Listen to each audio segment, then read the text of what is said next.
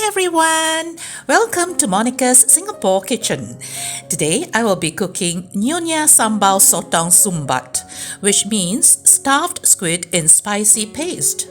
This is a traditional Nyonya Sambal recipe.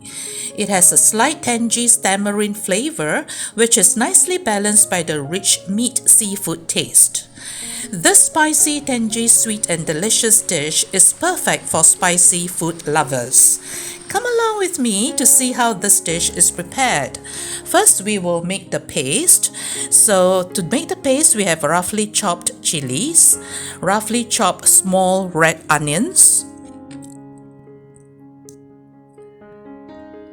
We also have candlenuts. I added this to make the dish thicker, creamier, and it also gives the dish a hint of nutty flavor.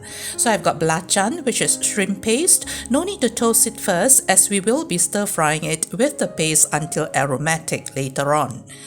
So let's put all these spice ingredients into our blender, starting with diced onions, fresh red chilies, the candlenuts, the shrimp paste, and I've also added 2 tablespoons of chili powder into my paste together with the other ingredients.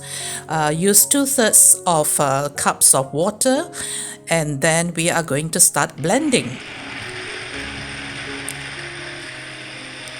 Our aim is to get a smooth, silky and fine paste, something like this.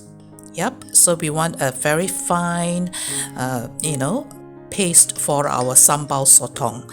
Let's just make the tamarind juice, which we need 70 grams of tamarind pulp and 300 milliliters of water. I use my fingers to press the pulp to separate it from the hard seeds. Then we need to sieve it. Yep, just pour it over the sieve. And then we shall put this juice aside. The other ingredients are 4 kaffir lime leaves and 3 stalks of lemongrass, which I have bashed to release its aroma.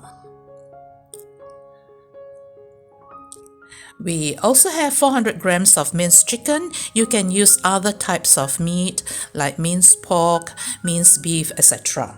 So here are the squids. So I've removed the outer membrane, the inner sac and the tough beak. I've also separated the tubes from the tentacles. So important is to pat it dry before we cook them. So heat up 180 milliliters of oil. So our plan is to stir fry this paste for a total of 8 minutes. So we are going to continuously, slowly, gently stir the paste over medium heat. So after about, I would say 4 minutes, the paste becomes drier as the water we have added into the paste while blending has evaporated.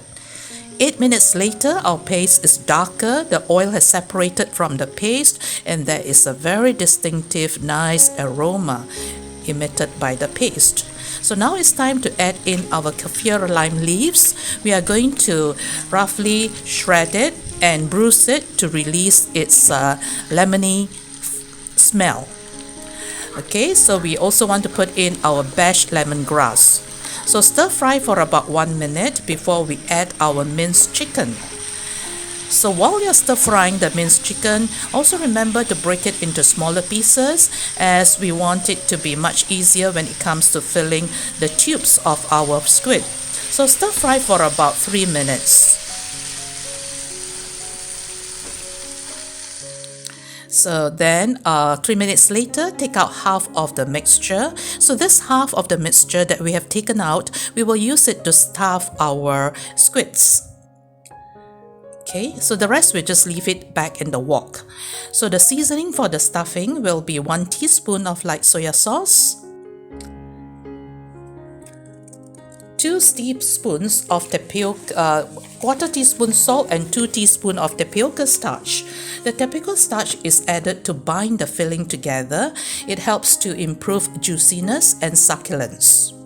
So let's fill our squid tubes. So we try to fill it up until it's 3/4 full.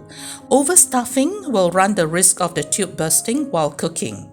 This is because the squid, when it's cooked, it tends to shrink. If you use frozen squid, it will shrink more than if you have used the fresh squids. The filling will also expand, so also remember to leave some space for our satay stick. Yeah, so I've cut the satay stick into half, and then I use the sharper end to to pierce through the tubes, then pierce through the tentacles, and then pierce through the tube again on the other side. So this secures and seals the tube. Okay, so it should be a bit flaccid like that, and this is the correct amount that we have filled. Do the rest, and then what happens is that we are going to use the satay stick, hold it, and then place our tubes into our wok. So our plan is to fry each side for 1 minute, and we want to bring up the aroma of the seafood. Yeah, so once it's fried, it turns a little bit brown, the seafood aroma will be released.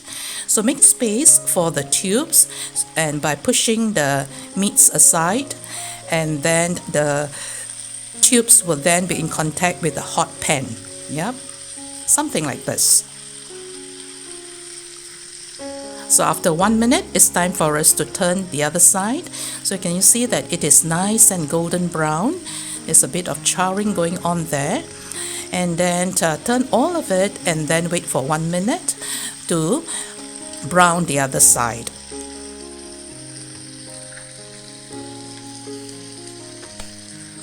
So then we add the seasoning. I use brown sugar. You can use white sugar. I use brown sugar because it's more mellow and aromatic. So the other ingredient is 1/4 teaspoon of salt, the tamarind water, and also the coconut milk. So mix everything thoroughly. So do not overcook the squid. Overcooking it will cause it to harden, lose its flavor, and becomes rubbery. We want a soft and tender squids. So we are going to braise it for about 3 to 4 minutes, close it, and then wait for 3 to 4 minutes over medium heat. Okay, 4 minutes later, the squids are cooked. So how do we know that they are cooked? Because it has turned white and no longer look translucent. So then a sambal squid is best served with warm white rice. This is often served with refreshing fresh cut cucumber slices, which pairs perfectly with the strong and robust sauce. For those of you who want to serve a special dish at the dinner table, stuffed sambal squid is an option that should not be missed. The squid is so tender that it can be easily cut with a fork. Do give this dish a try and not be intimidated by it. This is a crowd pleaser that people will come back for more time and time again. Thanks for stopping by. Have a wonderful day, and as always, happy cooking!